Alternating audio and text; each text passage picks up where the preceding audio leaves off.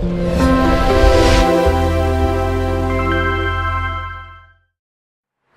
Positive Day Delivers. This is Dr. Gigi Diswa from Mike and Kane's Project. So, what's up? After natin nagpa-opera ng my stone, so nagkaroon naman tayo ng isang yung pagkahilo-hilo, something like that. And na-confine tayo ng 2 days. 1 day lang pala.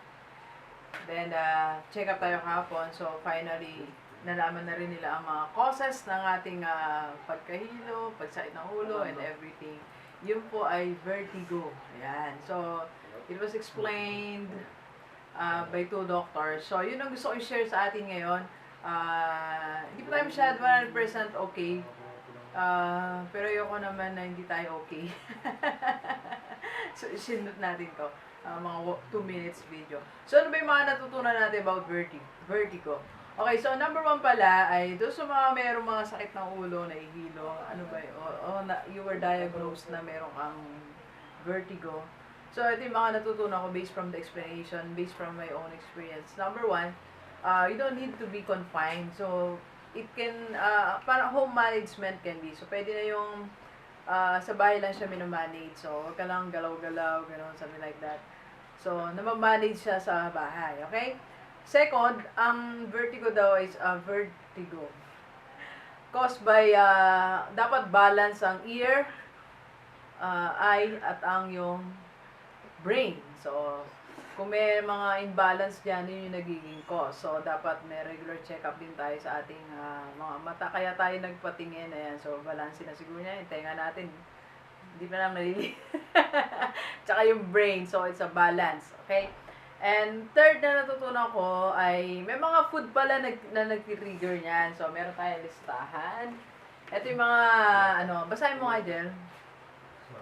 Hindi ko masyado maano eh. So, ito yung mga ito, ang mga basahin mo. Adobo, processed meat, patis and bagoong, Sarap ka sa kanila tuyo, instant noodles and canned goods, Yan. spaghetti, mani, tsaka pandesal. Ito pa. Beer and wine, avocado, banana, spicy, chicken liver, processed meat, milk and yogurt, soy sauce, teriyaki sauce, chocolate cheese. So, alam nyo ba, ito yung mga kinain ko kahapon, pandesal. Hindi ko kasi alam pandesal.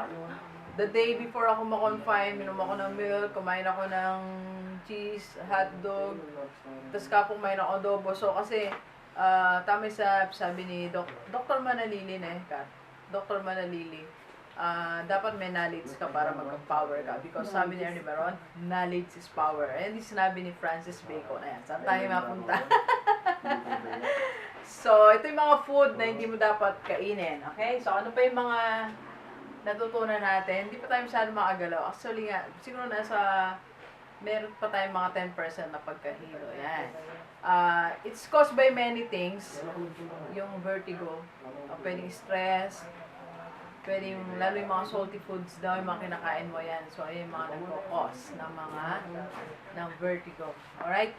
So, ang natutunan natin ngayon ay matutunan natin i-balance ang ating buhay. Buti na lang wala sa listahan ng kape. Wala ang kape, no? Wala. Kaya malayo pa rin tayo nakakapagkape. Sa dahil ko sekretarya, pag lumutot po yan. Ayan. So, thank you very much, Delivers. So, doon sa mga gusto magpadala ng pagkain doon, hindi po tayo pwede mga kumain, pero kape pwede. Alright, so, learn to be healthy. Pagtuunan natin ang pansin ang ating health. Natutunan ko mula nung bago mag-end ang 2017 and this early 2018. Kahit marami kang pera, kahit malaking TV mo. So, dapat pa rin ay healthy ang buhay natin. Okay? So, try to balance things. So, ngayon, nag-rearrange tayo ng mga plans since 2018. Nag-cancel muna tayo ng 2 events natin. Wala muna tayo, no? So, ano muna tayo? Seminar, YouTube, and school. Yan muna ang ating mga activities. So, wala muna yung ating, pero sana tayong big event this January, but, mga mid na lang ng year yan. Alright? So, thank you very much, Delivers. Doon sa first time tayong mapanood, thank you very much. Click mo na yan, subscribe to my channel.